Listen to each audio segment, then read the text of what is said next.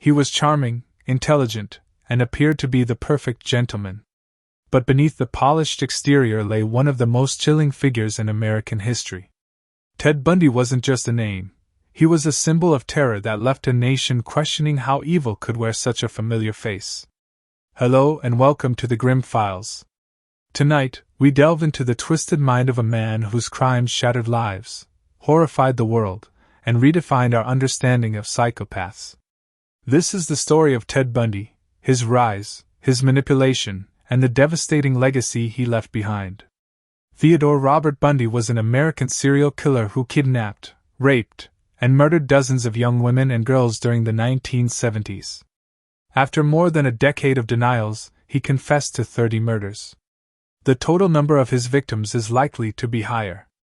Bundy's modus operandi typically consisted of simulating having a physical impairment to convince his target that he was in need of assistance, or duping her into believing he was an authority figure. He would then lure his victim to a vehicle parked in a more secluded area, at which point he would bludgeon her unconscious, and then restrain her with handcuffs before driving his victim to a remote location to be sexually assaulted and killed.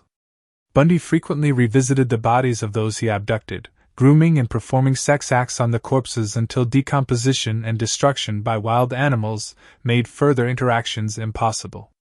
He decapitated at least 12 of his victims, keeping their severed heads as mementos in his apartment. On a few occasions, Bundy broke into homes at night and bludgeoned, maimed, strangled, and sexually assaulted his victims in their sleep. In 1975, Bundy was arrested and jailed in Utah for aggravated kidnapping and attempted criminal assault. He then became a suspect in a progressively longer list of unsolved homicides in several states. Facing murder charges in Colorado, Bundy engineered 2 dramatic escapes and committed further assaults in Florida, including 3 murders, before being recaptured in 1978. For the Florida homicides, he received 3 death sentences in 2 trials, and was executed in the electric chair at Florida State Prison on January 24, 1989. Biographer and Rule characterized Bundy as a sadistic sociopath who took pleasure from another human's pain and the control he had over his victims, to the point of death and even after. He once described himself as the most cold-hearted son of a bitch you'll ever meet, a statement with which attorney Polly Nelson, a member of his last defense team, agreed. She wrote that Ted was the very definition of heartless evil. As always, to understand somebody, we need to understand their past. Let's look at Ted Bundy's childhood and early life. Ted Bundy was born Theodore Robert Cowell on November 24, 1946, to Eleanor Louise Cowell, 1924 to 2012, at the Elizabeth Lund Home for Unwed Mothers in Burlington, Vermont. His biological father's identity has never been confirmed. His original birth certificate apparently assigns paternity to a salesman, an United States Air Force veteran named Lloyd Marshall, though a copy of it listed his father as unknown. Louise claimed she met a war veteran named Jack Worthington, who abandoned her soon after she became pregnant. Census records reveal that several men by the name of John Worthington and Lloyd Marshall lived near Louise when Bundy was conceived. Some family members expressed suspicions that Bundy was sired by Louise's own father, Samuel Cowell. However, in the 2020 documentary film Crazy, Not Insane, psychiatrist Dorothy Otna Lewis claimed she received a sample of Bundy's blood and that a DNA test had confirmed that he was not the product of incest. For the first 3 years of his life, Bundy lived in the Roxborough neighborhood of Philadelphia with his maternal grandparents, Samuel Connect Cowell, 1898 to 1983, and Eleanor Miriam Longstreet, 1895 to 1971. The couple raised him as their son to avoid the social stigma that accompanied birth outside of wedlock at that time. Family, friends, and even young Ted were told that his grandparents were his parents, and that his mother was his older sister. Bundy eventually discovered the truth about his family, although his recollections of the circumstances varied. He told a girlfriend that a cousin showed him a copy of his birth certificate after calling him a bastard, but he told biographers Stephen Michaud and Hugh Ainsworth that he had found the certificate himself. Biographer and true crime writer and Rule, who knew Bundy personally, wrote that he did not find out about his true parentage until 1969, when he located his original birth record in Vermont. Bundy expressed a lifelong resentment toward his mother for never telling him about his real father, and for leaving him to discover the truth about his paternity for himself. Bundy occasionally exhibited disturbing behavior at an early age. Louise's younger sister, Julia Cowell, recalled awakening from a nap to find herself surrounded by knives from the kitchen, and her 3-year-old nephew standing by the bed, smiling. In some interviews, Bundy spoke warmly of his grandparents and told Rule that he identified with, respected, and clung to his grandfather Samuel. In 1987, however, he and other family members told attorneys that Samuel was a tyrannical bully who beat his wife and dog, swung neighborhood cats by their tails, and expressed racist and xenophobic attitudes. In one instance, Samuel reportedly threw Julia down a flight of stairs for oversleeping. He would sometimes speak aloud to unseen presences, and at least once flew into a violent rage when the question of Bundy's paternity was raised. Bundy described his grandmother as a timid and obedient woman who periodically underwent electroconvulsive therapy for depression and feared to leave their house toward the end of her life. These descriptions of Bundy's grandparents have been questioned in more recent investigations. Some locals in Roxborough remembered Samuel as a fine man and expressed bewilderment at the reports of him being violent. The characterization that Sam was a raging alcoholic and animal abuser was a convenient characterization used to make people justify why Ted was the way he was, said one of Bundy's cousins. From my limited exposure to him, nothing could be farther from the truth. His daughters loved him dearly and had nothing but fond memories of him. In addition, Louise's sister, Audrey Cowell, stated that their mother could not leave her home because she suffered a stroke due to being overweight and was not mentally ill. In 1950, Louise changed her surname from Cowell to Nelson and, at the urging of multiple family members, left Philadelphia with Ted to live with cousins Alan and Jane Scott in Tacoma, Washington. In 1951, Louise met Johnny Culpepper Bundy, 1921 to 2007, a hospital cook, at an adult singles night at Tacoma's First Methodist Church. They married later that year and Johnny formally adopted Ted. Johnny and Louise conceived 4 children together, and though Johnny tried to include his adopted son in camping trips and other family activities, Bundy remained distant from him. Bundy would later complain to a girlfriend that Johnny was not his real father, wasn't very bright, and didn't make much money. Bundy varied his recollections of Tacoma in later years. To Michaud and Ainsworth, he described roaming his neighborhood, picking through trash barrels in search of pictures of naked women. To attorney and author Polly Nelson, he said that he perused detective magazines and crime novels for stories that involved sexual violence, particularly when the stories were illustrated with pictures of dead or maimed women. In a letter to Rule, however, he asserted that he never, ever read fact detective magazines, and shuddered at the thought that anyone would. He once told Michaud that he would consume large quantities of alcohol and canvass the community late at night in search of undraped windows where he could observe women undressing, or whatever else could be seen. Psychologist Al Carlisle claimed that Bundy started fantasizing about women he saw while window peeping or elsewhere and mimicking the accents of some politicians he listened to on the radio. In essence, he was fantasizing about being someone else, someone important. Bundy's childhood Tacoma neighbor, Sandy Holt, described him as a bully and a mean-spirited kid. He liked to terrify people, Holt later said. He liked to be in charge. He liked to inflict pain and suffering and fear. She also alleged that Bundy engaged in animal cruelty. He hung one of the stray cats in the neighborhood from one of the clotheslines in the backyard, doused it in lighter fluid and set it on fire, and I heard that cat squealing. She claimed that Bundy would take younger children in the neighborhood into the woods and terrorize them. He'd take them out there and strip them down, take their clothes, she said. You'd hear them screaming for blocks. I mean, no matter where we were here, we could hear them screaming. Holt added that Bundy built makeshift punji traps around his neighborhood, injuring at least one girl. One little girl went over the top of one of Ted's tiger traps and got the whole side of her leg slit open with the sharpened point of the stick that she landed on. Accounts of Bundy's social life also varied. He told journalists Michaud and Ainsworth that he chose to be alone as an adolescent because he was unable to understand interpersonal relationships. He also claimed to have no natural sense of how to develop friendships. "I didn't know what made people want to be friends," Bundy claimed. "I didn't know what underlay social interactions. Some people perceived me as being shy and introverted," he said. "I didn't go to dances. I didn't go on the beer-drinking outings. I was a pretty, you might call me straight, but not a social outcast in any way."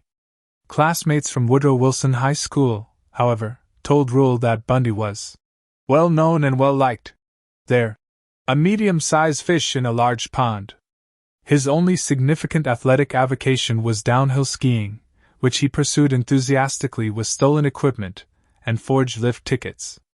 During high school, Bundy was arrested at least twice on suspicion of burglary and motor vehicle theft.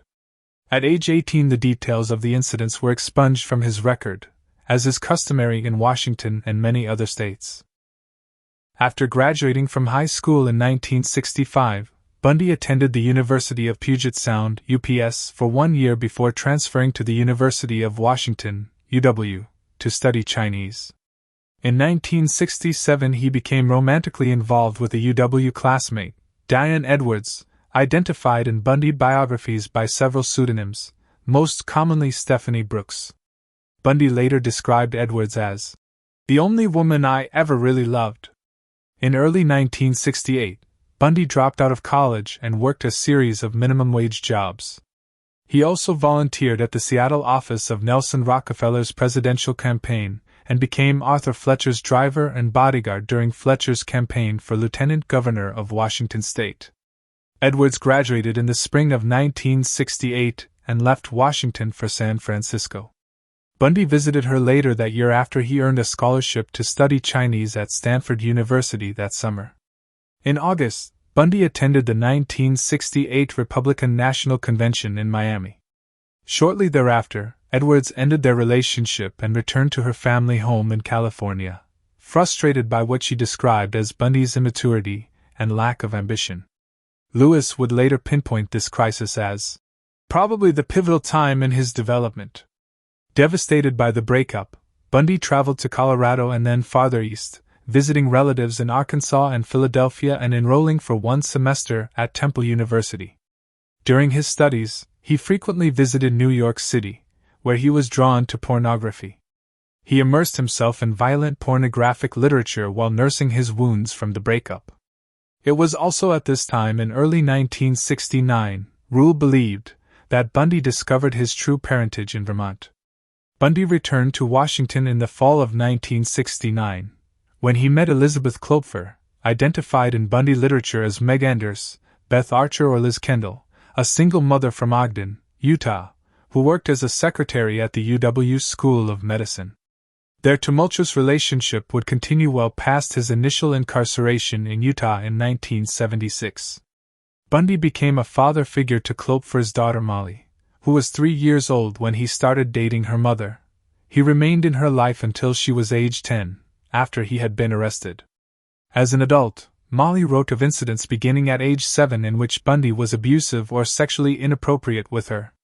Her accounts include Bundy hitting her in the face, knocking her down, putting her at risk of drowning, indecent exposure and sexual touching disguised as accidents or games.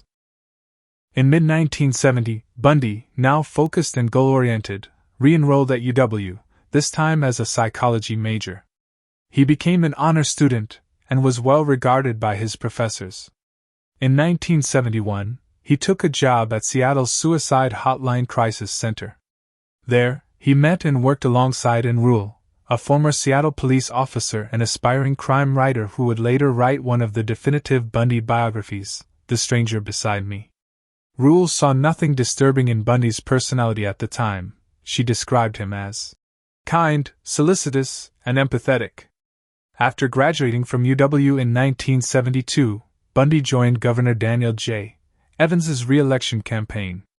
Posing as a college student, he shadowed Evans' opponent, former Governor Albert Rossellini, and recorded his stump speeches for analysis by Evans's team. Evans subsequently appointed Bundy to the Seattle Crime Prevention Advisory Committee. After Evans was re-elected, Bundy was hired as an assistant to Ross Davis, chairman of the Washington State Republican Party. Davis thought well of Bundy and described him as smart, aggressive, and a believer in the system. In early 1973, despite mediocre LSAT scores, Bundy was accepted into the law schools of UPS and the University of Utah, U of U, on the strength of letters of recommendation from Evans, Davis, and several UW psychology professors. During a trip to California on Republican Party business in the summer of 1973, Bundy rekindled his relationship with Edwards.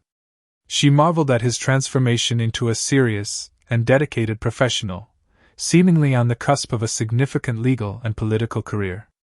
Bundy continued to date Klopfer as well. Either woman was aware of the other's existence.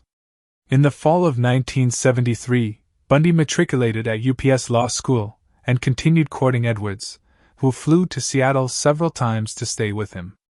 They discussed marriage. At one point he introduced her to Davis as his fiancée. In January 1974, Bundy abruptly broke off all contact with Edwards. Her phone calls and letters went unreturned. When she finally reached him by phone a month later, she demanded to know why he had unilaterally ended their relationship without explanation. In a flat, calm voice, he replied, "Diane, I have no idea what you mean," and hung up. She never heard from him again. Bundy later explained, "I just wanted to prove to myself that I could have married her." But Edwards concluded in retrospect that Ted's high-power courtship in the latter part of 1973 had been deliberately planned, that he had waited all those years to be in a position of where he could make her fall in love with him, so that he could drop her, reject her, as she had rejected him. By then, Bundy had begun skipping classes at law school. By April, he had stopped attending entirely, as young women began to disappear in the Pacific Northwest. There is no consensus as to when or where Bundy began killing women. He told different stories to different people and refused to divulge the specifics of his earliest crimes, even as he confessed in graphic detail to dozens of later murders in the days preceding his execution. Bundy told Nelson that he attempted his first kidnapping in Ocean City, New Jersey, in 1969, but did not kill anyone until sometime in 1971 in Seattle. He told psychologist Art Norman that he killed 2 women in Atlantic City while visiting family in Philadelphia in 1969. Bundy hinted to homicide detective Robert Keppel that he committed a murder in Seattle in 1972 and another murder in 1973 that involved a hitchhiker near Tumwater, but he refused to elaborate. Rule and Keppel both believed that he might have started killing as a teenager. Bundy's earliest documented homicides were committed in 1974, when he was 27. By his own admission, he had by then mastered the necessary skills, in the era before DNA profiling, to leave minimal incriminating forensic evidence at crime scenes. Shortly after midnight on January 4, 1974, around the time that he terminated his relationship with Edwards, Bundy entered the basement apartment of 18-year-old Karen Sparks, often identified as Joni Lenz, Mary Adams and Terry Caldwell in Bundy literature, a dancer and student at UW in Seattle's University District. After bludgeoning Sparks with a metal rod from her bed frame, he sexually assaulted her with the same rod, causing extensive internal injuries and rupturing her bladder. Sparks remained unconscious in the hospital for 10 days, and although she survived, she was left with permanent brain damage with significant loss to her vision and hearing. In the early morning hours of February 1st, Bundy broke into the basement room of 21-year-old Linda N. Healy, a UW undergraduate who broadcast morning radio weather reports for skiers. He beat her unconscious, dressed her in blue jeans, a white blouse and boots, and carried her away. He later stated that he drove Healy to a secluded area, where he raped and murdered her before dumping her body. During the first half of 1974, female college students disappeared at the rate of about 1 per month. On March 12, Donna Gail Manson, a 19-year-old student at Evergreen State College in Olympia, 60 miles, 95 kilometers, southwest of Seattle, left her dormitory to attend a jazz concert on campus but never arrived. Bundy claimed that he'd burned Manson's skull in his girlfriend's fireplace, down to the last ash, in a fit of paranoia and cleanliness. On April 17, 18-year-old Susan Elaine Rancourt disappeared while on her way to her dorm room after an evening advisors meeting at Central Washington State College in Ellensburg, 110 miles, 175 kilometers, southeast of Seattle. 2 female Central Washington students later came forward to report encounters, one on the night of Rancourt's disappearance, the other 3 nights earlier, with a man wearing a sling, who was asking for help carrying a load of books to his brown or tan Volkswagen Beetle. On May 6, Roberta Kathleen Parks, age 22, left her dormitory at Oregon State University in Corvallis, 260 miles, 420 kilometers, south of Seattle, to have coffee with friends at the Memorial Union, but never arrived. Bundy claimed that he spotted Parks in the cafeteria and persuaded her to go with him to a bar. After they got into his car, he tied and gagged Parks and drove her back to Washington to be killed, raping her twice on the way. On June 1, Brenda Carol Ball, 22, disappeared after leaving the Flame Tavern in Burien, near Seattle, Tacoma International Airport. She was last seen in the parking lot, talking to a brown-haired man with his arm in a sling. Bundy later stated he brought Ball back to his residence where they had a consensual sexual encounter before he strangled her while she was sleeping, although this failed to explain the damage done to her skull. Investigators from Seattle and King County grew increasingly concerned. There was no significant physical evidence, and the missing women had little in common apart from similar appearance: young, attractive, white college students with long hair parted in the middle.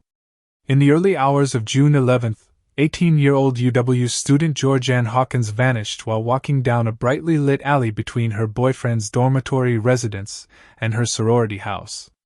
The next morning, 3 Seattle homicide detectives and a criminalist combed the entire alleyway on their hands and knees, finding nothing.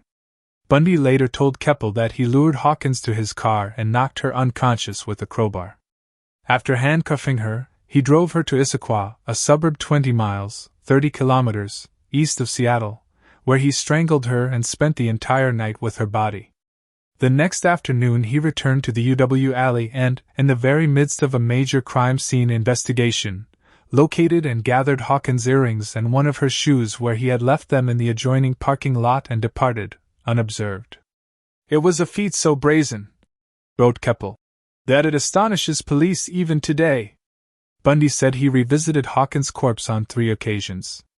After Hawkins' disappearance was publicized, witnesses came forward to report seeing a man on crutches, with a leg cast and carrying a briefcase, in an alley behind a nearby dormitory on the night of her disappearance. One woman recalled that the man asked her to help him carry the case to his car, a light brown Volkswagen Beetle. During this period, Bundy was working in Olympia as the assistant director of the Seattle Crime Prevention Advisory Committee, where he wrote a pamphlet for women on rape prevention. Later, he worked at the Department of Emergency Services, DS, a state government agency involved in the search for the missing women.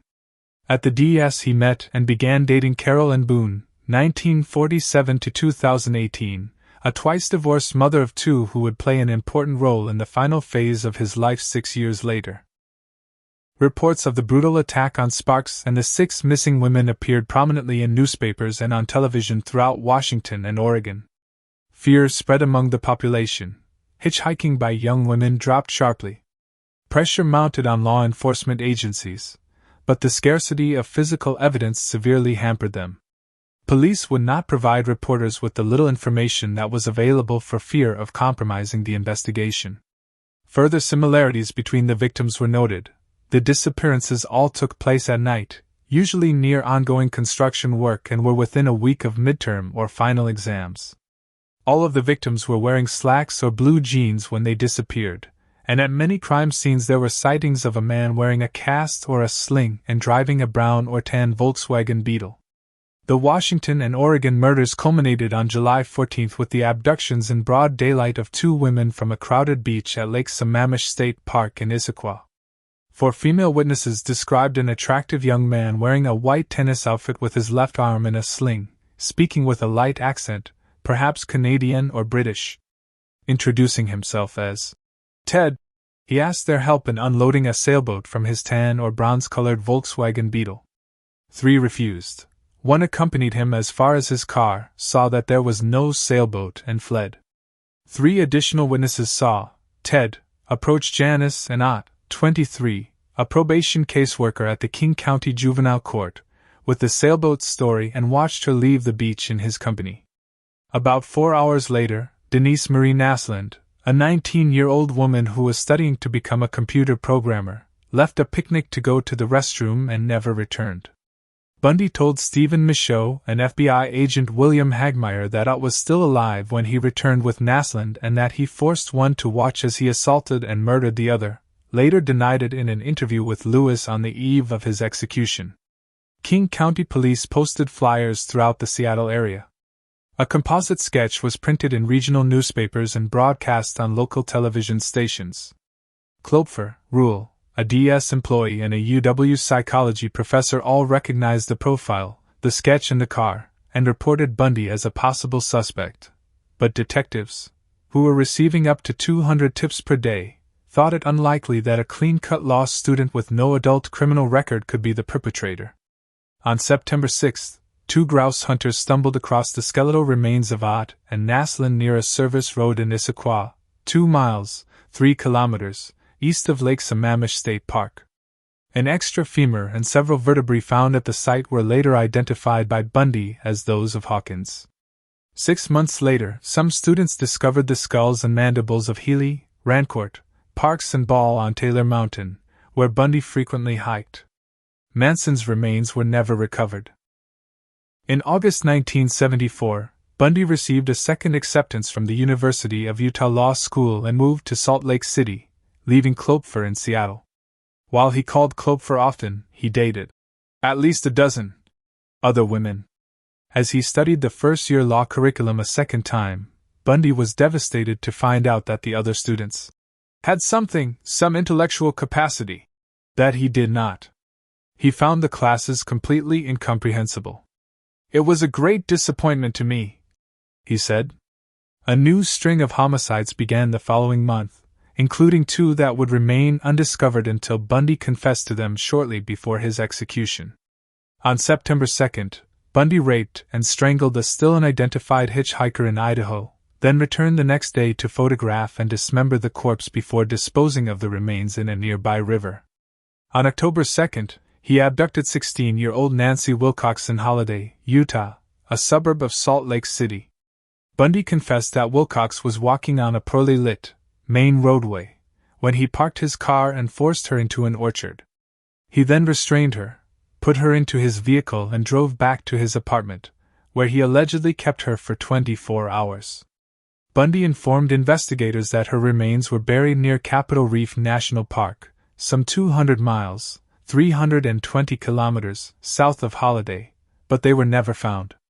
On October 18, Melissa Ann Smith, the 17-year-old daughter of the police chief of Midvale, another Salt Lake City suburb, disappeared after leaving a pizza parlor at around 9:30 p.m. Her nude body was found in a nearby mountainous area 9 days later. Post-mortem examination indicated that she may have remained alive for up to 7 days following her disappearance. On October 31, Laura Annam, also age 17, disappeared 25 miles, 40 kilometers, south of Lehigh after leaving a Halloween party by herself just after midnight. She was last seen trying to hitchhike. Her naked body was found by hikers 9 miles, 14 kilometers, to the northeast in American Fork Canyon on Thanksgiving Day.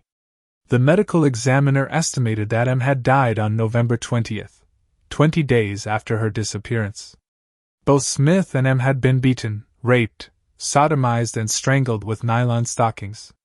Years later, Bundy described his post-mortem rituals with the corpses of Smith and M, including hair shampooing and application of makeup. In the late afternoon of November 8th, Bundy approached 18-year-old telephone operator Carol Duranch at Fashion Place Mall in Murray, less than a mile from the Midvale restaurant where Smith was last seen. He identified himself as Officer Roseland, of the Murray Police Department, and told Duranch that someone had attempted to break into her car. He asked her to accompany him to the station to file a complaint. When Durant pointed out to Bundy that he was driving on a road that did not lead to the police station, he immediately pulled onto the shoulder and attempted to handcuff her.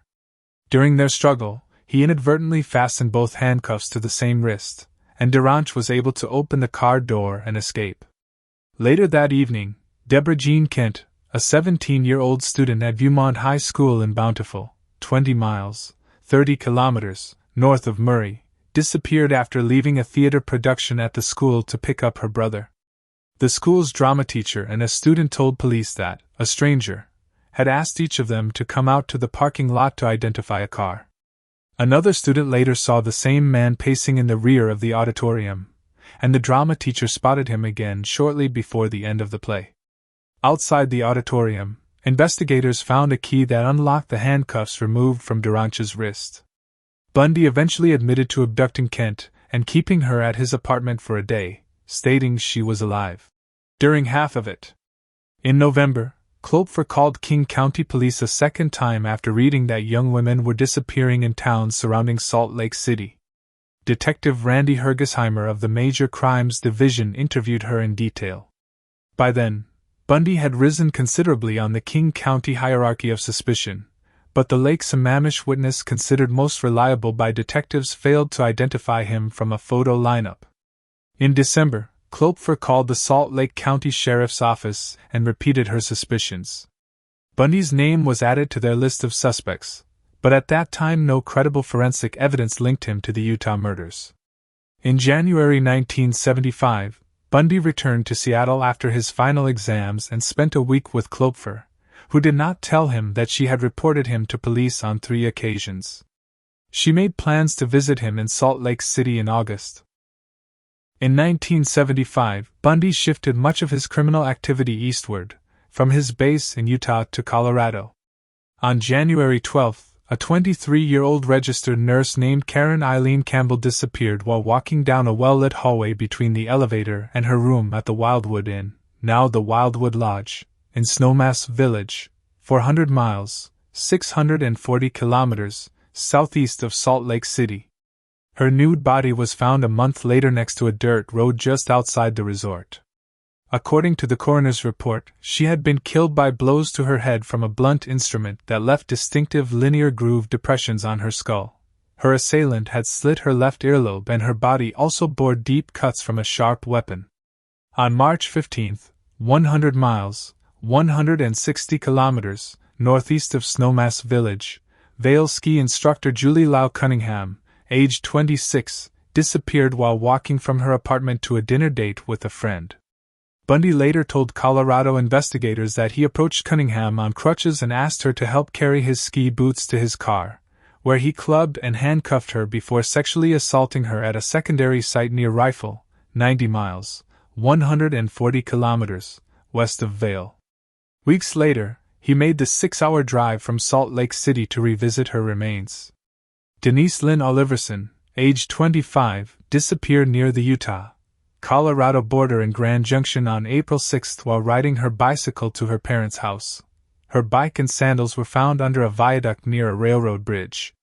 Bundy stated he abducted Oliverson, killed her in his car near the Utah state line, and dumped her body in the Colorado River. This admission was supported by gas receipts, which showed that he was in the city on the same day that Oliverson went missing. On May 6, Bundy parked outside of the Alameda Junior High School in Pocatello, Idaho, 160 miles, 255 kilometers, north of Salt Lake City, and after seeing 12-year-old Lynette Dawn Culver walking along by herself, he lured her into his vehicle before driving her to his Holiday Inn hotel room. He then raped Culver and drowned her in the bathtub. He disposed of her body in the Snake River north of Pocatello. Bundy reportedly provided intimate details about Lynette's personal life in his confession. In mid-May, 3 of Bundy's Washington State DS co-workers, including Boone, visited him in Salt Lake City and stayed for a week in his apartment. He subsequently spent a week in Seattle with Klopfer in early June, and they discussed getting married the following Christmas. Again, Klopfer made no mention of her multiple discussions with authorities in King County and Salt Lake County. Bundy disclosed neither his ongoing relationship with Boone nor a concurrent romance with a Utah law student, known in various accounts as either Kim Andrews or Sharon Auer. On June 28, 15-year-old Susan Curtis vanished from the campus of Brigham Young University in Provo, 45 miles, 70 kilometers, south of Salt Lake City. Her murder became Bundy's last confession, tape-recorded moments before he entered the execution chamber. The bodies of victims Wilcox, Kent, Cunningham, Oliverson, Culver and Curtis were never recovered. In August 1975, Bundy was baptized into the Church of Jesus Christ of Latter-day Saints, LDS Church, although he was not an active participant in services and ignored most church restrictions. He would later be excommunicated by the LDS Church following his 1976 kidnapping conviction. When asked his religious preference after his arrest, Bundy answered, "Methodist," the religion of his childhood. In Washington state, investigators were still struggling to analyze the Pacific Northwest murder spree that had ended as abruptly as it had begun. In an effort to make sense of an overwhelming mass of data, they resorted to the then innovative strategy of compiling a database. They used the King County payroll computer, a huge, primitive machine by contemporary standards, but the only one available for their use. After inputting the many lists they had compiled, classmates and acquaintances of each victim, Volkswagen owners named Ted, known sex offenders and so on, they queried the computer for coincidences. Out of thousands of names, 26 turned up on 4 lists. One was Bundy. Detectives also manually compiled a list of their 100 best suspects, and Bundy was on that list as well. He was literally at the top of the pile of suspects when word came from Utah of his arrest. On August 16, 1975, Bundy was arrested by Utah Highway Patrol Officer Bob Hayward in Granger, another Salt Lake City suburb. Hayward observed Bundy cruising a residential area in his Volkswagen Beetle during the pre-dawn hours, and fleeing at high speed after seeing the patrol car. He noticed that the Volkswagen's front passenger seat had been removed and placed on the rear seats, and searched the car.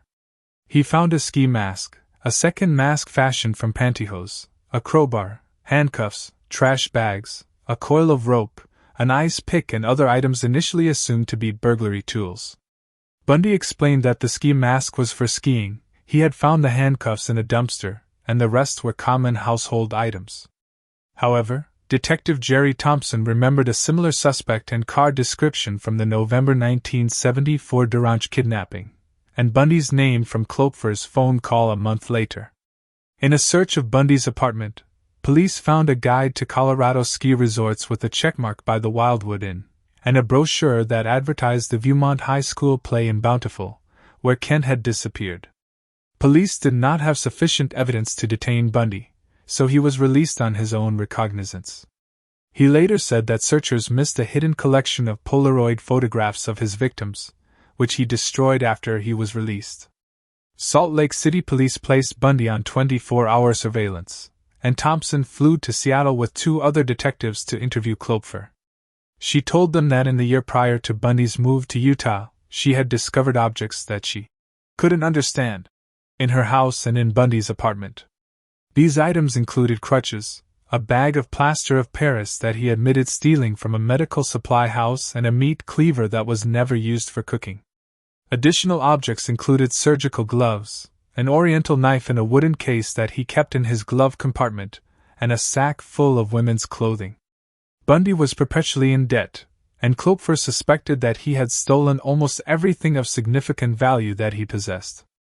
When she confronted him over a new TV and stereo, he warned her, "If you tell anyone, I'll break your fucking neck."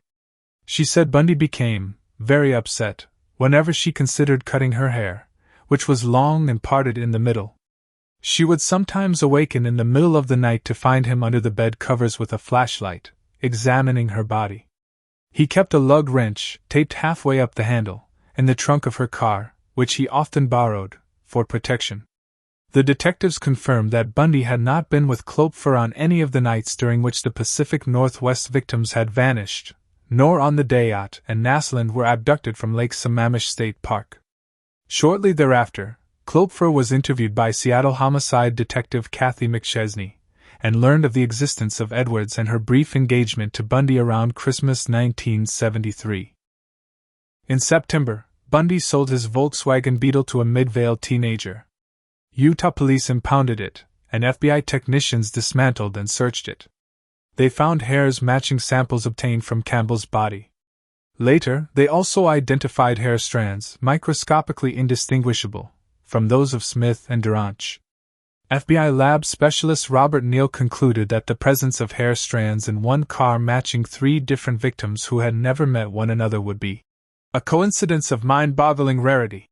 On October 2nd, detectives put Bundy into a lineup. Duranch immediately identified him as Officer Roseland, and witnesses from Bountiful recognized him as the stranger at the Viewmont High School auditorium.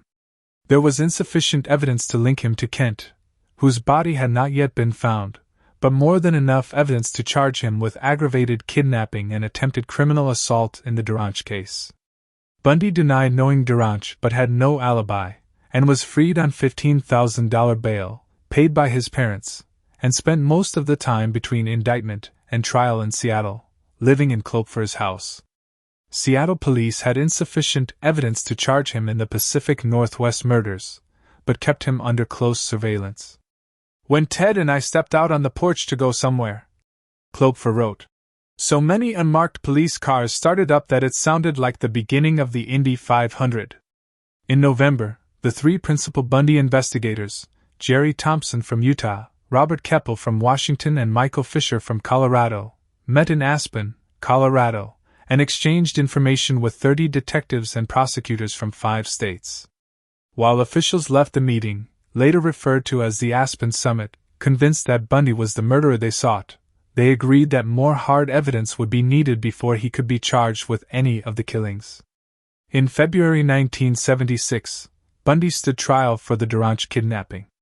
On the advice of his attorney, John O'Connell, he waived his right to a jury due to the negative publicity surrounding the case.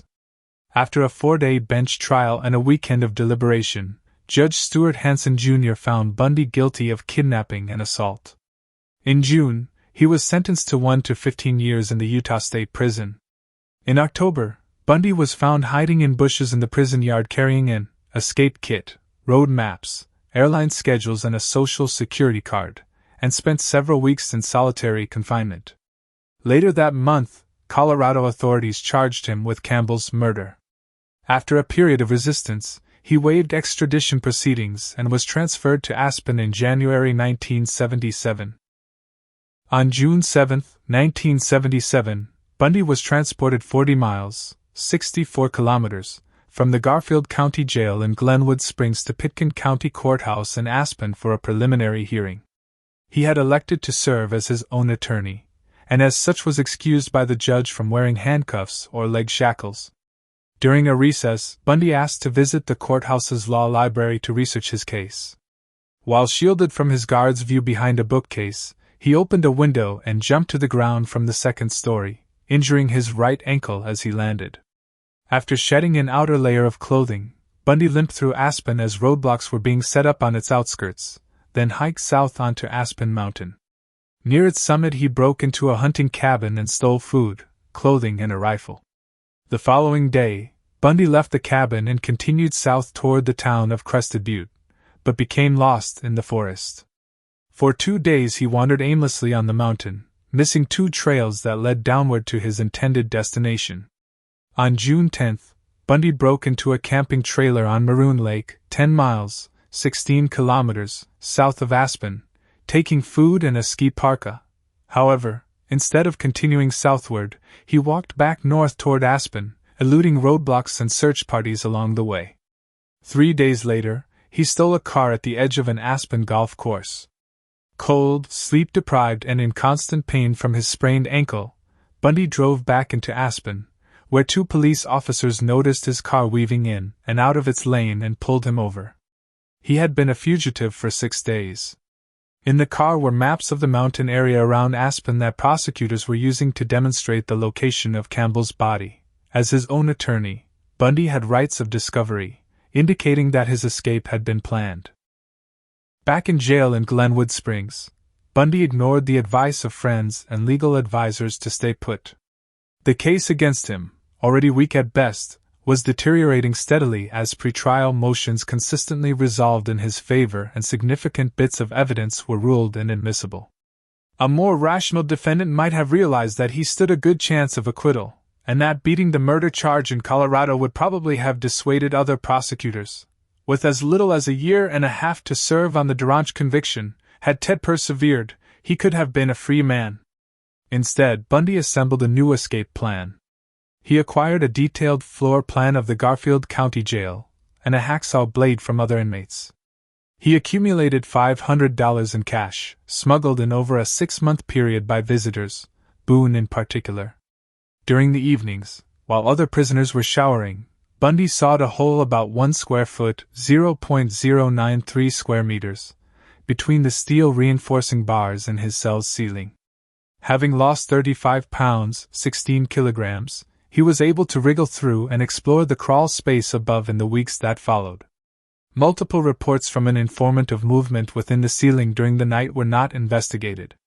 By late 1977, Bundy's impending trial had become a cause célèbre in the small town of Aspen, and Bundy filed a motion for a change of venue to Denver.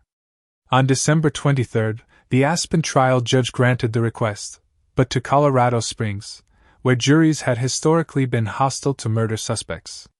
On the night of December 30th, with most of the jail staff on Christmas break and nonviolent prisoners on furlough with their families, Bundy piled books and files in his bed, covered them with a blanket to simulate his sleeping body, and climbed into the crawl space. He broke through the ceiling into the apartment of the chief jailer, who was out for the evening with his wife, changed into street clothes from the jailer's closet, and walked out the front door to freedom. After stealing a car, Bundy drove eastward out of Glenwood Springs, but the car soon broke down in the mountains on Interstate 70. A passing motorist gave him a ride into Vail, 60 miles, 97 kilometers, to the east. From there he caught a bus to Denver, where he boarded a morning flight to Chicago. Back in Glenwood Springs, the jail's skeleton crew did not discover the escape until noon on December 31st, more than 17 hours later. By then, Bundy was already in Chicago.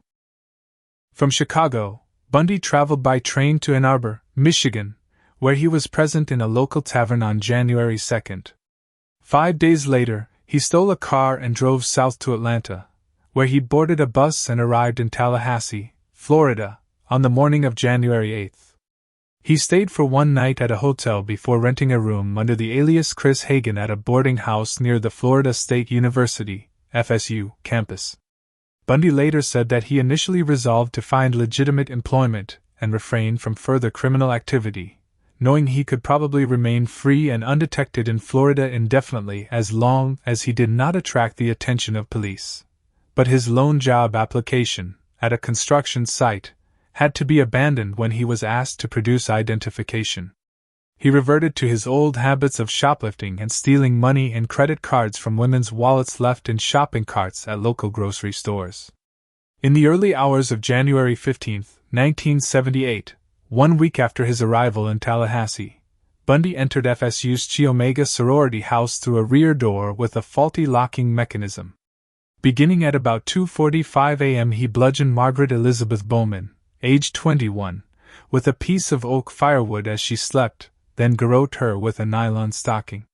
He then entered the bedroom of 20-year-old Lisa Janet Levy and beat her unconscious, strangled her, tore one of her nipples, bit deeply into her left buttock and sexually assaulted her with a hair mist bottle.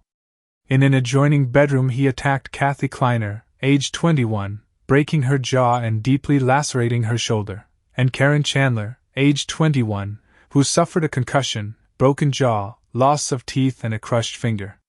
Chandler and Kleiner survived the attack. Kleiner attributed their survival to automobile headlights illuminating the interior of their room and frightening away the attacker. Tallahassee detectives determined that the 4 attacks took place in a total of less than 15 minutes, within earshot of more than 30 witnesses who heard nothing. After leaving the sorority house, Bundy broke into a basement apartment 8 blocks away and attacked 21-year-old FSU student Cheryl Thomas, dislocating her shoulder and fracturing her jaw and skull in 5 places. She was left with permanent deafness in her left ear and equilibrium damage that ended her dance career. On Thomas's bed, police found a semen stain and a pantyhose mask containing 2 hairs, similar to Bundy's in class and characteristic. On February 8, Bundy drove 150 miles, 240 kilometers, east to Jacksonville in a stolen FSU van. In a parking lot he approached 14-year-old Leslie Parmenter, the daughter of the Jacksonville Police Department's chief of detectives, identifying himself as Richard Burton, Fire Department, but retreated when Parmenter's older brother arrived and confronted him. That afternoon, he backtracked 60 miles, 97 kilometers, westward to Lake City. At Lake City Junior High School the following morning, 12-year-old Kimberly Diane Leach was summoned to her homeroom by a teacher to retrieve a forgotten purse. She never returned to class. 7 weeks later, after an intensive search, her partially mummified remains were found in a pig farrowing shed near Sewanee River State Park, 35 miles, 56 kilometers, northwest of Lake City. Forensic experts surmised that Leach had been raped before having her throat cut and her genitals mutilated with a knife. On February 12, with insufficient cash to pay his overdue rent and a growing suspicion that police were closing in on him, Bundy stole a car and fled Tallahassee, driving westward across the Florida Panhandle. 3 days later, at around 1 a.m., he was stopped by Pensacola Police Officer David Lee near the Alabama state line after a wants and warrants check showed his Volkswagen Beetle was stolen. When told he was under arrest, Bundy kicked Lee's legs out from under him and took off running. Lee fired 2 warning shots, then gave chase and tackled him. The two struggled over Lee's gun before the officer finally subdued and arrested Bundy. In the stolen vehicle were 3 sets of IDs belonging to female FSU students, 21 stolen credit cards and a stolen television set. Also found were a pair of dark-rimmed non-prescription glasses and a pair of plaid slacks, later identified as the disguise worn by Richard Burton, Fire Department, in Jacksonville. As Lee transported his suspect to jail, unaware that he had just arrested one of the FBI's 10 most wanted fugitives, he heard Bundy say, "I wish you had killed me." In May 1978, a Florida grand jury indicted Bundy on charges of first-degree murder, attempted first-degree murder, and burglary for the Omega Chi killings and assaults. He stood trial in June 1979 in the Florida Circuit Court for Dade County, with Judge Edward Cowart presiding. The trial was covered by 250 reporters from 5 continents, and was the first to be televised nationally in the United States.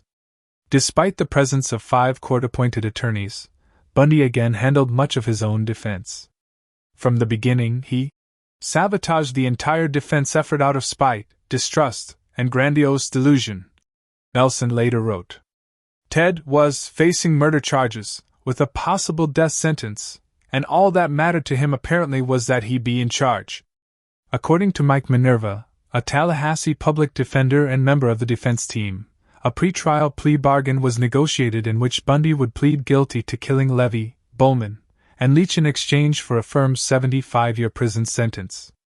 Prosecutors were amenable to a deal, by one account, because prospects of losing at trial were very good. Bundy, on the other hand, saw the plea bargain not only as a means of avoiding the death penalty but also as a tactical move. He could enter his plea, then wait a few years for evidence to disintegrate or become lost and for witnesses to die, move on or retract their testimony. Once the case against him had deteriorated beyond repair, he could file a post-conviction motion to set aside the plea and secure an acquittal. At the last minute, however, Bundy refused the deal. It made him realize he was going to have to stand up in front of the whole world and say he was guilty, Minerva said. He just couldn't do it. At trial, crucial testimony came from Chi Omega sorority members Connie Hastings, who placed Bundy in the vicinity of the sorority house that evening, and Nita Neary, who saw him leaving the house clutching the murder weapon. Incriminating physical evidence included impressions of the bite wounds Bundy had inflicted on Levy's left buttock, which forensic odontologists Richard Severin and Lowell Levine matched to castings of Bundy's teeth. The jury was also allowed to hear details of Durante's previous kidnapping, and finally deliberated for less than 7 hours before convicting Bundy on July 24, 1979, of the Bowman and Levy murders, 3 counts of attempted first-degree murder for the assaults on Kleiner, Chandler, and Thomas, and 2 counts of burglary. Trial Judge Edward Cowart imposed death sentences for the murder convictions.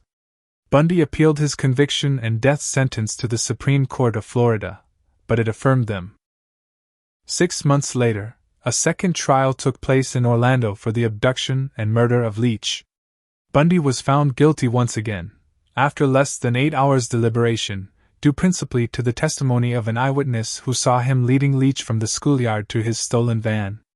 Important material evidence included clothing fibers with an unusual manufacturing error, found in the van and on Leach's body, which matched fibers from the jacket Bundy was wearing when he was arrested. During the penalty phase of the Leach trial, Bundy took advantage of an obscure Florida law providing that a marriage declaration in court, in the presence of a judge, constituted a legal marriage. As he was questioning Boone, who had moved to Florida to be near Bundy, had testified on his behalf during both trials and was again testifying on his behalf as a character witness, he asked her to marry him. She accepted, and Bundy declared to the court that they were legally married. On February 10, 1980, Bundy was sentenced for a third time to death by electrocution. As the sentence was announced, he reportedly stood and shouted, "Tell the jury they were wrong!" This third death sentence would be the one ultimately carried out nearly 9 years later. Louise was the only one who begged for mercy. On October 24, 1981, Boone gave birth to a daughter, Rose Bundy. While conjugal visits were not allowed at the Florida State Prison in Rayford, where Bundy was incarcerated, inmates were known to pool their money in order to bribe guards to allow them intimate time alone with their female visitors. Shortly after the conclusion of the Leach trial and the beginning of the long appeals process that followed, Bundy initiated a series of interviews with Stephen Michaud and Hugh Ainsworth. Speaking mostly in third person to avoid the stigma of confession, he began for the first time to divulge details of his crimes and thought processes. Bundy recounted his career as a thief, confirming Kloepfer's longtime suspicion that he had shoplifted virtually everything of substance that he owned. "The big payoff for me," he said, "was actually possessing whatever it was I had stolen. I really enjoyed having something that I had wanted and gone out and taken." Possession proved to be an important motive for rape and murder as well. Sexual assault, he said, fulfilled his need to totally possess his victims. At first, he killed his victims as a matter of expediency, to eliminate the possibility of being caught. But later, murder became part of the adventure. The ultimate possession was, in fact, the taking of the life, he said. And then, the physical possession of the remains. Bundy also confided in Special Agent William Hagmaier of the FBI Behavioral Analysis Unit. Hagmaier was struck by the deep, almost mystical satisfaction that Bundy took in murder. He said that after a while, murder is not just a crime of lust or violence. Hagmaier related.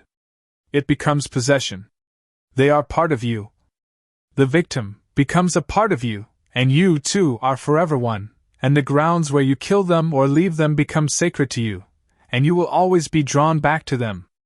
Bundy told Hagmaier that he considered himself to be an amateur, an impulsive killer in his early years, before moving into what he termed his prime, or predator, phase at about the time of Healy's murder in 1974. This implied that he began killing well before 1974, although he never explicitly admitted having done so. In July 1984, prison guards found 2 hacksaw blades hidden in Bundy's cell. A steel bar in one of the cell's windows had been sawed completely through at the top and bottom and glued back into place with a homemade soap-based adhesive. Several months later, guards found an unauthorized mirror, and Bundy was moved to a different cell. Shortly thereafter, he was charged with a disciplinary infraction for unauthorized correspondence with another high-profile criminal, John Hinckley, Jr. In October 1984, Bundy contacted Keppel and offered to share his self-proclaimed expertise in serial killer psychology in the ongoing hunt in Washington for the Green River Killer, later identified as Gary Ridgway. Keppel and Green River Task Force Detective Dave Reichert interviewed Bundy, but Ridgway remained at large for a further 17 years. Keppel published a detailed documentation of the Green River interviews, and later collaborated with Michaud on another examination of the interview material. In early 1986, an execution date, March 4th, was set on the Chi Omega convictions. The U.S. Supreme Court issued a brief stay, but the execution was quickly rescheduled. In April, shortly after the new date, July 2nd, was announced, Bundy finally confessed to Hagmaier and Nelson what they believed was the full range of his depredations, including details of what he did to some of his victims after their deaths. He told them that he revisited Taylor Mountain, Issaquah, and other secondary crime scenes, often several times, to lie with his victims and perform sexual acts with their bodies until putrefaction forced him to stop. In some cases, he drove for several hours each way and remained the entire night. In Utah, he applied makeup to Smith's lifeless face and repeatedly washed May's hair.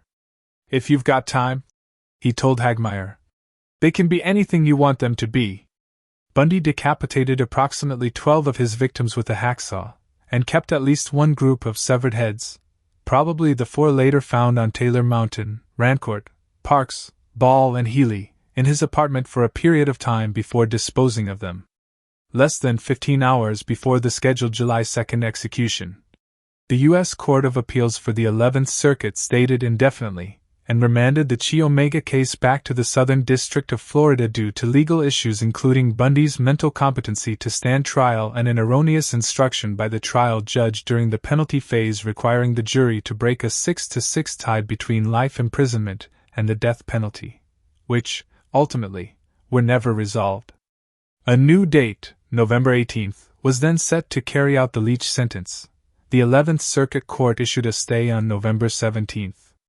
In mid-1988, the 11th Circuit ruled against Bundy, and in December the Supreme Court denied a motion to review the ruling over the dissents of Justices Thurgood Marshall and William J.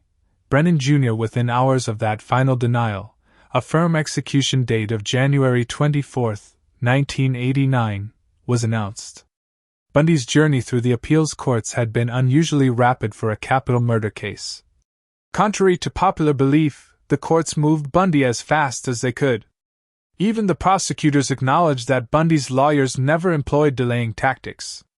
Though people everywhere seethed at the apparent delay in executing the archdemon, Ted Bundy was actually on the fast track.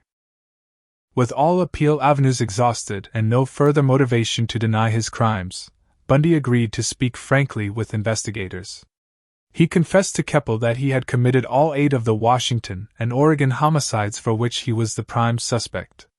He described 3 additional previously unknown victims in Washington and 2 in Oregon whom he declined to identify if indeed he ever knew their identities. He said he left a 5th corpse, Manson's, on Taylor Mountain, but incinerated her head in Klopfer's fireplace. He described the Issaquah crime scene, where the bones of Ott, Naslund, and Hawkins were found, and it was almost like he was just there, Keppel said. Like he was seeing everything. He was infatuated with the idea because he spent so much time there. He is just totally consumed with murder all the time. Nelson's impressions were similar. It was the absolute misogyny of his crimes that stunned me, she wrote. His manifest rage against women. He had no compassion at all. He was totally engrossed in the details. His murders were his life's accomplishments. Bundy confessed to detectives from Idaho, Utah, and Colorado that he had committed numerous additional homicides, including several that were unknown to the police.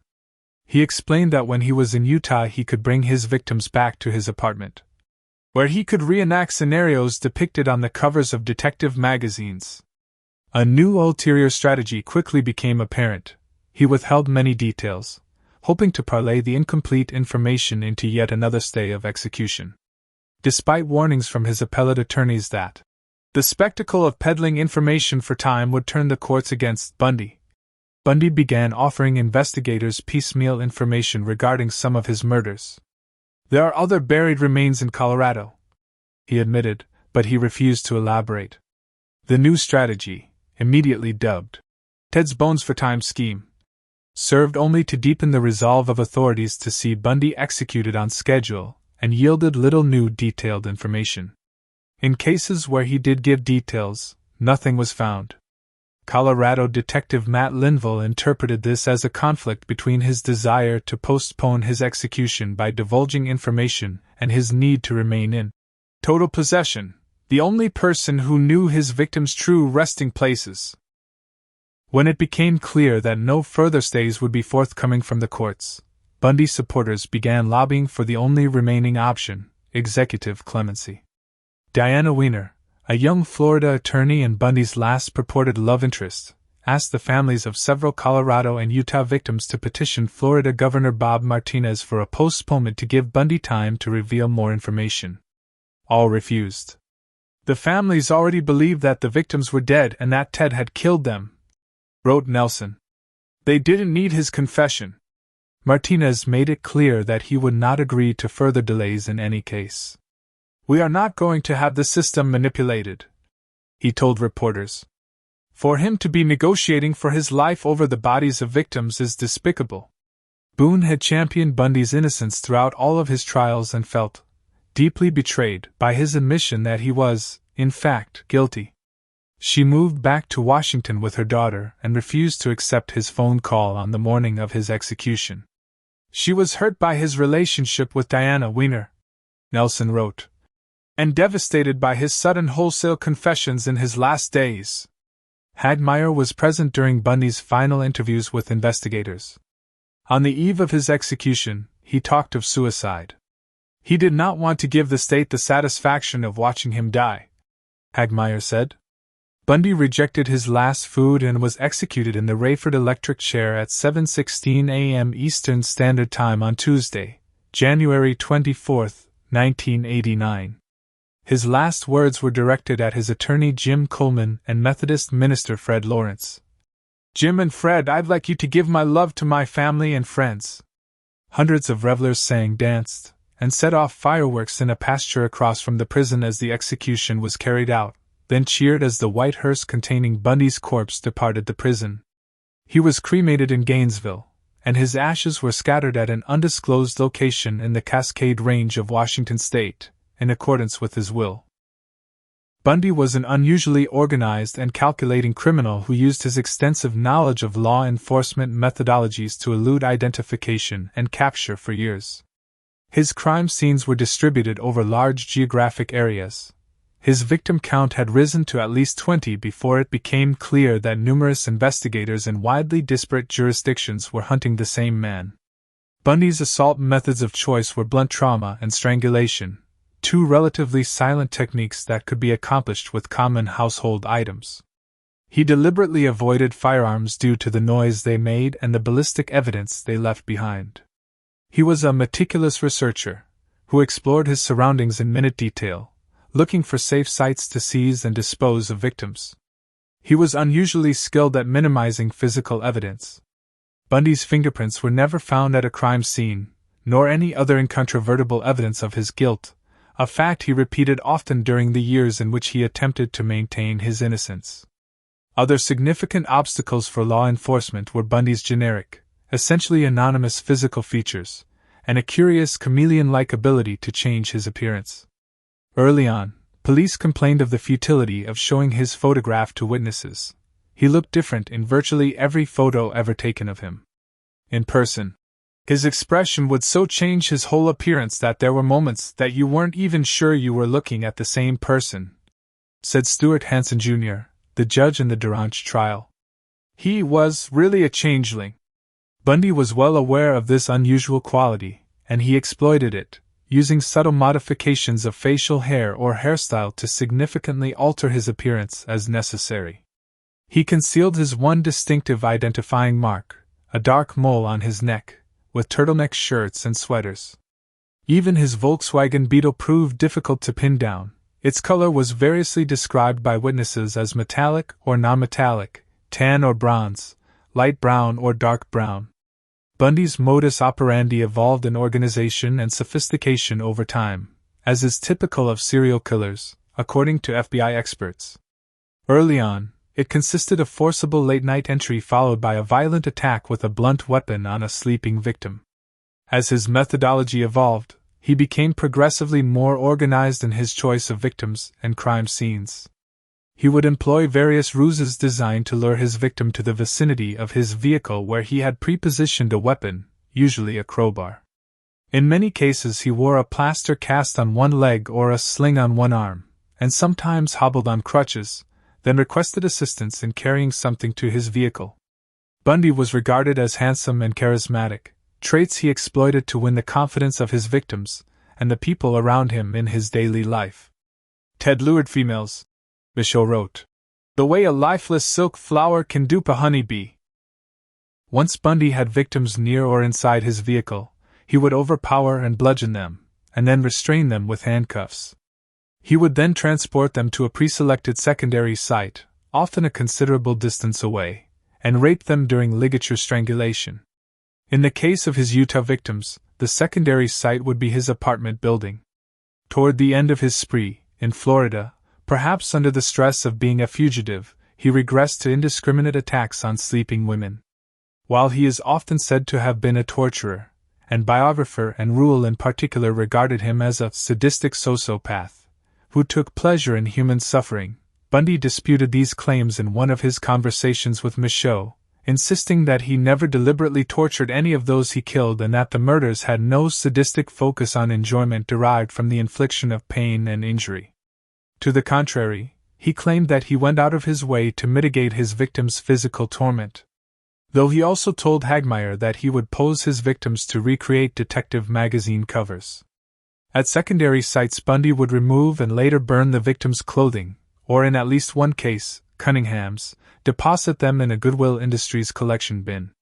He explained that the clothing removal was ritualistic, but also a practical matter, as it minimized the chance of leaving trace evidence at the crime scene that could implicate him. A manufacturing error in fibers from his own clothing, ironically, provided a crucial incriminating link to the Leach killing. He often revisited his secondary crime scenes to engage in acts of necrophilia, and to groom or dress up the cadavers. Some victims were found wearing articles of clothing they had never worn, or nail polish that family members had never seen. Bundy took Polaroid photos of many of his victims. When you work hard to do something right, he told Hagmaier, you don't want to forget it. Consumption of large quantities of alcohol was an essential component. He told both Keppel and Michaud he needed to be extremely drunk while on the prowl in order to significantly diminish his inhibitions and to sedate the dominant personality that he feared might prevent his inner entity from acting on his impulses. All of Bundy's known victims were white females, most of middle-class backgrounds. Almost all were between the ages of 15 and 25 and most were college students. He apparently never approached anyone he might have met before. In their last conversation before his execution, Bundy told Klopfer he had purposely stayed away from her when he felt the power of his sickness building in him. Rule noted that most of the identified victims had long straight hair, parted in the middle, like Edwards, the woman who rejected him, and to whom he later became engaged and then rejected in return. Rule speculated that Bundy's animosity toward his first girlfriend triggered his protracted rampage and caused him to target victims who resembled her. Bundy dismissed this hypothesis. Hey, just fit the general criteria of being young and attractive, he told Ainsworth. Too many people have bought this crap that all the girls were similar. But almost everything was dissimilar, physically, they were almost all different. He did concede that youth and beauty were absolutely indispensable criteria in his choice of victims. After Bundy's execution, Rule was surprised and troubled to hear from numerous sensitive, intelligent, kind young women who wrote or called to say they were deeply depressed because Bundy was dead. Many had corresponded with him, each believing that she was his only one. Several said they suffered nervous breakdowns when he died. Even in death, Ted damaged women, Rule wrote. To get well, they must realize that they were conned by the master conman. They are grieving for a shadow man that never existed. Bundy underwent multiple psychiatric examinations. The experts' conclusions varied. Dorothy Otno Lewis, a professor of psychiatry at the New York University School of Medicine and an authority on violent behavior, initially made a diagnosis of bipolar disorder, but later changed her impression more than once. She also suggested the possibility of a multiple personality disorder, based on behaviors described in interviews and court testimony. A great-aunt witnessed an episode during which Bundy seemed to turn into another, unrecognizable person.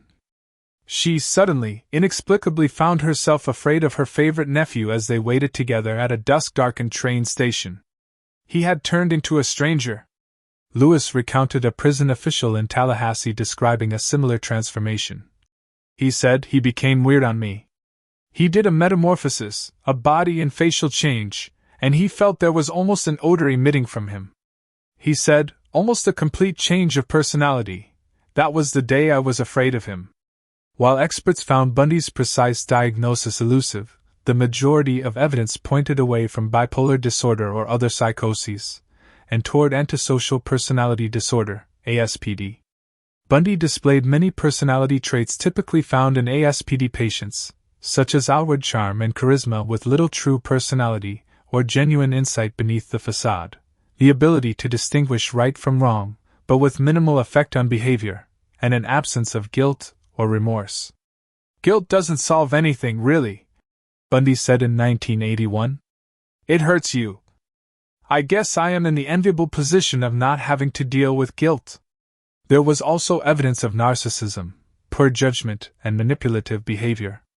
Upon assessment using the psychopathy checklist, revised PCLR, Bundy was reportedly evaluated as 3940. Prosecutor George Deco wrote, "Sociopaths are egotistical manipulators who think they can con anybody. Sometimes he manipulates even me," admitted one psychiatrist. In the end, Lewis agreed with the majority. "I always tell my graduate students that if they can find me a real, true psychopath, I'll buy them dinner," she told Nelson. "I never thought they existed, but I think Ted may have been one, a true psychopath, without any remorse or empathy at all." Narcissistic personality disorder, NPD, and its subtype malignant narcissism have both been proposed as alternative diagnoses in at least one subsequent retrospective analysis. On the afternoon before he was executed, Bundy granted a videotaped interview to James Dobson, a psychologist and founder of the Christian evangelical organization Focus on the Family. He used the opportunity to make new claims about violence in the media and the pornographic roots of his crimes. "It happened in stages, gradually," he said. "My experience with pornography that deals on a violent level with sexuality is once you become addicted to it, I would keep looking for more potent, more explicit, more graphic kinds of material. Until you reach a point where the pornography only goes so far, where you begin to wonder if maybe actually doing it would give that which is beyond just reading it or looking at it. Violence in the media," he said, "particularly sexualized violence, sent boys down the road to being Ted Bundys. The FBI," he suggested, "should stake out adult movie houses and follow patrons as they leave." "You are going to kill me," he said, "and that will protect society from me. But out there are many, many more people who are addicted to pornography, and you are doing nothing about that." While Nelson was apparently convinced that Bundy's concern was genuine, most biographers, researchers, and other observers have concluded that his sudden condemnation of pornography was one last manipulative attempt to shift blame by catering to Dobson's agenda as a longtime pornography critic. He told Dobson that true crime, detective magazines had corrupted him and fueled his fantasies to the point of becoming a serial killer. Yet in a 1977 letter to Rule he wrote, "Who in the world reads these publications? I have never purchased such a magazine, and on only 2 or 3 occasions have I ever picked one up." He told Michaud and Ainsworth in 1980, and Hagmeyer the night before he spoke to Dobson, that pornography played a negligible role in his development as a serial killer. "The problem wasn't pornography," wrote Deco. "The problem was Bundy. I wish I could believe that his motives were altruistic," wrote Rule. "But all I can see in that Dobson tape is another Ted Bundy manipulation of our minds. The effect of the tape is to place, once again, the onus of his crimes, not on himself, but on us." Rule and Ainsworth both noted that for Bundy, the fault always lay with someone or something else. While he eventually confessed to 30 murders, he never accepted responsibility for any of them, even when offered that opportunity prior to the Chi Omega trial, which would have spared him the death penalty. He deflected blame onto a wide variety of scapegoats, including his abusive grandfather, the absence of his biological father, the concealment of his true parentage by his mother, alcohol, the media, the police whom he accused of planting evidence, society in general, violence on television, and, ultimately, true crime periodicals and pornography. He blamed television programming, which he watched mostly on sets that he had stolen, for brainwashing him into stealing credit cards. On at least one occasion, he even tried to blame his victims. "I have known people who radiate vulnerability," he wrote in a 1977 letter to Klopfer. "Their facial expressions say I am afraid of you. These people invite abuse. By expecting to be hurt, do they subtly encourage it?" Another significant element of delusion permeated Bundy's thinking. Bundy was always surprised when anyone noticed that one of his victims was missing, because he imagined America to be a place where everyone is invisible except to themselves. And he was always astounded when people testified that they had seen him in incriminating places, because Bundy did not believe people noticed each other. "I don't know why everyone is out to get me," Bundy complained to Lewis. He really and truly did not have any sense of the enormity of what he had done, she said. "A long-term serial killer erects powerful barriers to his guilt," Keppel wrote. "Walls of denial that can sometimes never be breached." Nelson agreed. "Each time he was forced to make an actual confession," she wrote, "he had to leap a steep barrier he had built inside himself long ago." The night before his execution, Bundy confessed to 30 homicides, but the true total remains unknown, and Bundy occasionally made cryptic comments to encourage speculation. He told Ainsworth in 1980 that for every murder publicized, there could be one that was not. When FBI agents proposed a total tally of 36, Bundy responded, "Add one digit to that, and you'll have it." Years later he told Nelson that the common estimate of 35 was accurate, but Keppel wrote that Ted and I both knew the total was much higher. In an interview, Keppel stated his belief that Bundy had killed at least 50 and maybe 75.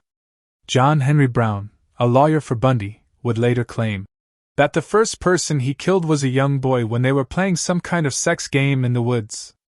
And so he must have been only 12, 13, 14. Brown also said that Ted told me in that interview that he killed over 100 people. I told Ted Bundy that we now have the evidence to charge him with both cases. Leon County Sheriff Kenneth Katsaris recalled, referring to the Chi Omega murders and the slaying of Leach. He looked at me and said, "When you find the person that committed these crimes that you think I committed, that person is going to be wanted for murders of women in the 3 digits in 6 states. I don't think even he knew how many he killed, or why he killed them," said Reverend Fred Lawrence, the Methodist clergyman who administered Bundy's last rites. "That was my impression, my strong impression." Bundy remains a suspect in several unsolved homicides and disappearances, and is likely responsible for others that may never be identified. In 1987, he confided to Keppel that there were some murders that he would never talk about, because they were committed too close to home, too close to family, or involved victims who were very young. Minutes before his execution, Hagmeyer queried Bundy about unsolved homicides in New Jersey, Vermont, Illinois, Texas, and Florida. Bundy provided directions, later proven inaccurate, to Curtis Burial Site in Utah, but denied involvement in any of the open cases.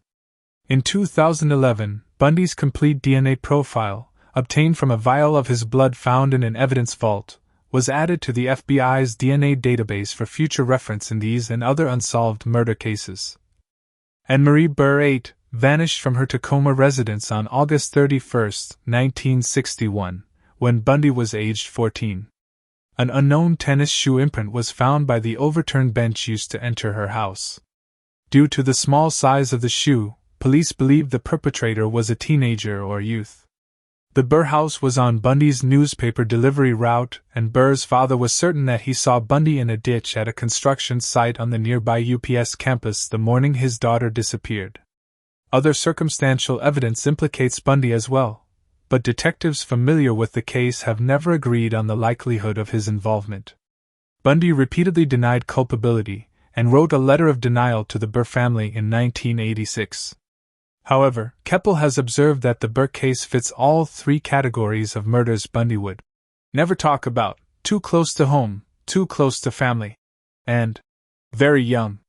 Forensic testing of material evidence from the Burr crime scene in 2011 yielded insufficient intact DNA sequences for comparison with Bundy's, and as such his involvement remains speculative.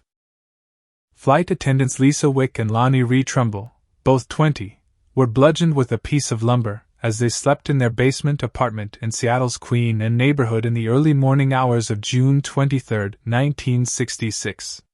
An autopsy concluded that Trumbull had died at approximately midnight from a blow to the head she had received about an hour earlier. In retrospect, Keppel noted many similarities to the Chi Omega crime scene. The crime was also similarly comparable to Bundy's earlier verifiable assaults on women, who were bludgeoned while in their beds in Seattle basement apartments. Wick, who suffered permanent memory loss as a result of the attack, later contacted Rule. "I know that it was Ted Bundy who did that to us," she wrote, "but I can't tell you how I know." Police records state that when Bundy's fingerprints were compared in January 1977 to those left at the crime scene, they did not match, although many people were allowed into the unsecured crime scene and may have left their fingerprints, thereby causing unwanted alteration of evidence. Bundy's involvement remains unconfirmed. Vacationing Pennsylvania college friends Susan Marguerite Davis and Elizabeth Potter Perry, both 19, were stabbed to death in Summers Point, New Jersey, on May 30, 1969. The women had been visiting Ocean City and were on their way back to Pennsylvania at about 4:30 a.m. before they stopped at the Summers Point Diner for breakfast. They left the diner 1 hour later and vanished. Their car was found that day abandoned beside the Garden State Parkway near Atlantic City, 60 miles, 97 kilometers, southeast of Philadelphia. Their bodies were discovered in nearby woods 3 days later tied to trees with their hair. Davis was naked with her clothing and accessories in a pile beside her. Except for her missing underwear, Perry was fully dressed. Bundy attended Temple University from January through May 1969, and apparently did not move west until after Memorial Day weekend. While his accounts of his earliest crimes varied considerably between interviews, he told forensic psychologist Art Norman that his first murder victims were 2 women in the Philadelphia area. Biographer Richard Larson believed that Bundy committed the murders using his feigned injury ruse, based on an investigator's interview with Bundy's aunt. Ted, she said, was wearing a leg cast due to an automobile accident on the weekend of the homicides, and therefore could not have traveled from Philadelphia to the Jersey Shore. There is no official record of any such accident. Bundy is considered a strong suspect, but the case remains open. Rita Patricia Curran, a 24-year-old elementary school teacher and part-time motel maid, was murdered in her basement apartment on July 19, 1971, in Burlington, Vermont. She had been strangled, bludgeoned, and raped. The time of death was later given as approximately midnight. The location of the motel where she worked, which was adjacent to Bundy's birthplace, the Elizabeth Lund Home for Unwed Mothers, and similarities to known Bundy crime scenes led retired FBI agent John Bassett to propose him as a suspect. Bundy told Keppel that he murdered a young woman in 1971 in Burlington when he was there to obtain information about his birth, but denied specific involvement in the current case to Hagmeyer on the eve of his execution. No evidence firmly places Bundy in Burlington on that date, but municipal records note that a person named Bundy was bitten by a dog that week, and long stretches of Bundy's time, including the summer of 1971, remain unaccounted for. In 2023, the Burlington Police Department announced that Curran's killer was her next-door neighbor, who had been identified using DNA extracted from a discarded cigarette but found at the crime scene. Joyce Margaret LePage, 21, was last seen on the evening of July 22, 1971, when friends dropped her off at her apartment on the campus of Washington State University, WSU, where she was an undergraduate. Later, her vehicle was discovered by police parked 4 blocks from her residence. 9 months later, LePage's skeletal remains were found wrapped in 2 military blankets, bound with rope, in a deep ravine south of Pullman, Washington. Her remains were also covered with a sizable piece of green shag carpet that had been previously reported missing from Stevens Hall, a women's residence on the WSU campus, which was vacant and undergoing renovations in the summer of 1971. The cause of her death was confirmed to be 3 knife wounds to her chest, which was determined during an FBI forensic examination of her bones. Police concluded from the available evidence that she had been stabbed to death in Stevens Hall before being wrapped in carpet and taken to the ravine. Whitman County authorities have said that multiple suspects, including Bundy, have never been cleared. Carrie Mae Hardy, 22, disappeared whilst hitchhiking on June 13, 1972, from Woodland Park, Seattle. Hardy's skeletal remains were unearthed on September 6, 2010, by construction machinery, in a grave measuring 2 feet (0.6 meters) in depth. DNA from the skeleton matched the family's sample on June 1, 2011. Hardy's body was discovered 5 miles from Bundy's mass grave at Taylor Mountain, and she is known to have shared a mutual acquaintance with Bundy, although it is uncertain if they actually knew each other. The case remains unsolved. In 1989, Bundy confessed to 2 homicides in Oregon without identifying the victims. Oregon law enforcement subsequently identified Bundy as a prime suspect in the 1973 disappearances of Vicki Lynn Haller, age 24, who disappeared from Eugene on August 20, and Suzanne Ray Justice, age 23, who was last seen in Portland on November 5. Haller was last seen getting into her car at a parking lot en route to her apartment. Justice was last heard from when she telephoned her parents from outside the Veterans Memorial Coliseum. Bundy was linked to the cases due to the fact that Haller and Justice both fitted his preferred victim profile, and he was known to have been in the area at the time they disappeared. Another possible victim identified by detectives was 17-year-old Rita Lorraine Jolly, who disappeared from West Lynn on June 29, 1973, after leaving her residence on Horton Road to go for a walk. Jolly was last seen between 8:30 and 9 p.m., walking uphill on Sunset Avenue. Authorities were unable to obtain an interview with Bundy, and all 3 women remain classified as missing. Catherine Mary Devine, aged 14, was abducted on November 25, 1973. Her body was found the following month in the Capitol State Forest near Olympia, Washington. Brenda Joy Baker, also aged 14, was last seen hitchhiking near Puyallup on May 27, 1974. Her body was found in Miller Sylvania State Park a month later. Her throat had been slit. Though Bundy was widely believed responsible for both murders, he told Keppel that he had no knowledge of either case. DNA analysis led to the arrest and conviction of William Cosden for Devine's murder in 2002. The Baker homicide remains unsolved, although Cosden is also considered the prime suspect in her case. Sandra Jean Weaver, 19, a Wisconsin native who had been living in Tooele, Utah, was last seen leaving the warehouse district in Salt Lake City for her lunch break at around 10:30 a.m. on July 1, 1974. Her nude body was discovered the following day by tourists hiking in Quebec by the Colorado River near Grand Junction, Colorado. She had been sexually assaulted and strangled to death before being dumped off a service road. Salt Lake County Sheriff's Detective Jerry Thompson later stated that Weaver's case was very similar to the subsequent deaths of Smith and M. However, Weaver's murder officially remains unsolved. 21-year-old University of Utah student Rhonda Stapley was waiting at a bus stop in Salt Lake City on October 11, 1974, when she was allegedly approached by Bundy, who had pulled over and offered her a ride in his Volkswagen Beetle.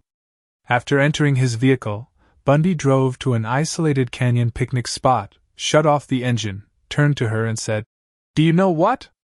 I am going to kill you now." He then repeatedly choked and raped Stapley over a period of 3 hours until Bundy, who thought she was dead, was distracted by something near his car, and she was able to run into the woods. Although Stapley would not publicly acknowledge the incident until 2011, her account was supported by Ann Rule, who said that it was consistent with the FBI's timeline of Bundy's activities in 1974. Melanie Suzanne Cooley, 18, disappeared on April 15, 1975, after leaving Nederland High School in Nederland, Colorado, 50 miles, 80 kilometers, northwest of Denver. She was last seen by classmates hitchhiking nearby after her classes were over.